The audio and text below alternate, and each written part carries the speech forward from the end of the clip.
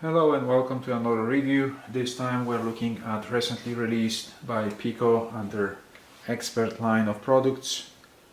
German State Railway restaurant car with pantograph. This model is one of 5 cars recently released by Piko as completely new project. And just to make things a bit more interesting and maybe more relevant, I have 2 more cars in the background. One, this is the most recent purchase from Roco, and I also have a sleeping car by LS Models. All 3 of these models were purchased within last 10, maybe 12 months, so they should be a good indication of the overall quality and price points. Just to be fair, these 2 cars here are pretty much the same price point. Of course, the LS model is about $20 to $30 more expensive than either of those 2. There's no point to go through unpacking. It's just simply a clear box with a cardboard sleeve. The first thing that I noticed unpacking the model is that there is no pouch containing small parts. Everything that needs to be attached to this model is already attached, like the steps here, the railings, and the steps here on this side. So it's pretty much ready to go straight out of the box. What is included, however, is a small manual indicating that right here, if you decide to operate this model on a radius tighter than 422 millimeters, you have to remove these steps here and here to accommodate for the side frames movement. Alright, so let's start from the top. The most interesting part of the whole design of the car is, of course, the pantograph on the top of the roof. I must say, it's very nicely executed. All the parts are, of course, painted with some spots here left over for the wire to slide across. Nice flat finishing. All the details here are very nice and crisp and very well done. All the insulators on the roof and the wires, as well as the transformer, are looking very, very nice. Another impressive detail here in this area are the running boards here. They are actually see-through. I'm not sure if they are injection molded or photo etched. I don't know how well you can see it, but actually the diamond shapes on the running boards on both sides are see-through. They are not just simply 2D. The rest of the roof, there's nothing exciting to talk about except for a couple of vents.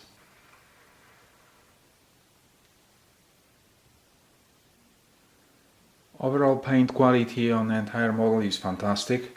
The saturation between the colors is very good.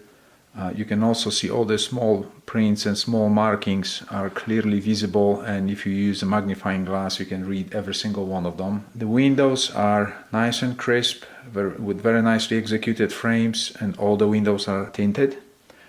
The direction plate, I don't know how well you can see, it's not only printed on a white background, but then it's also covered with glass-like, very thin layer of plastic, and it looks extremely realistic.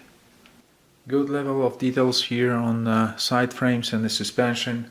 However, what I like the most about this whole area here is that the side frames, the bogies or the tracks, are finished in flat black rather than the typical inexpensive shiny plasticky appearance. And just to provide a little bit more perspective, this is a Roco car for pretty much the same price, and you can clearly see the more plasticky finishing and not as crisp details. This is LS model. You can clearly see much crispier details, also flat finishing. Piko being definitely a second, and Roco third in my opinion. Starting with Roco.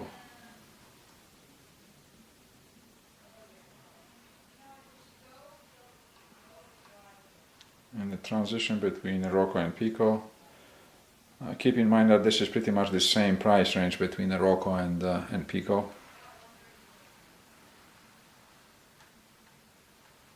And the transition between Piko and LS models. Now the LS model is about $20 to $30 more expensive than the Piko.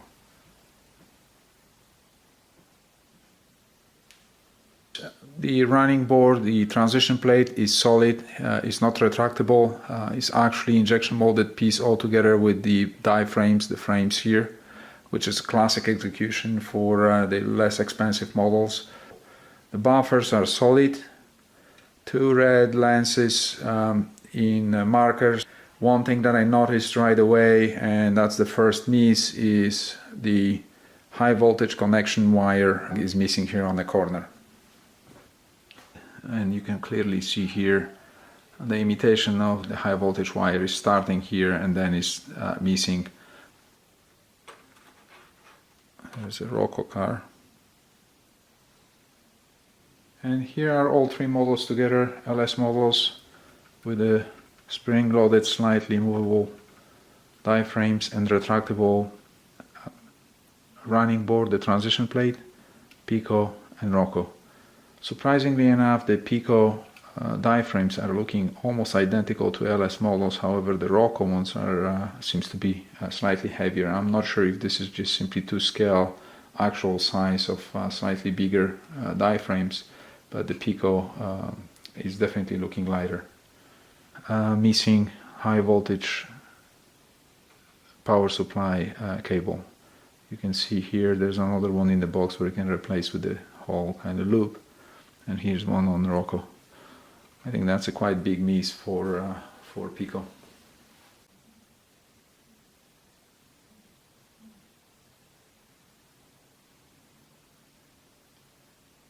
Very basic execution of some of the frame elements, the brake system. So what we have is Piko, Roco, LS models. This level of details will cost you about $20 to $30 more than any of these two cars. The bolsters are the industry standard snap-in. You can see clearly there is a small slot next to the pivot point where you can route your wires through.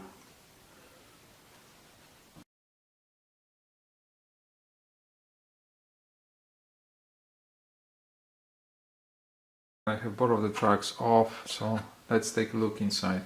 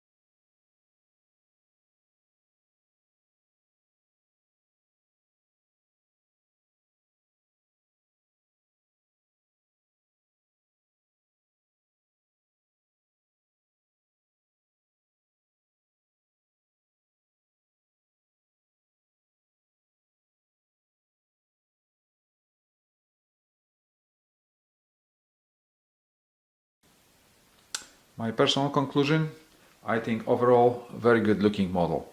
Definitely not quite LS model yet, but again completely different price point.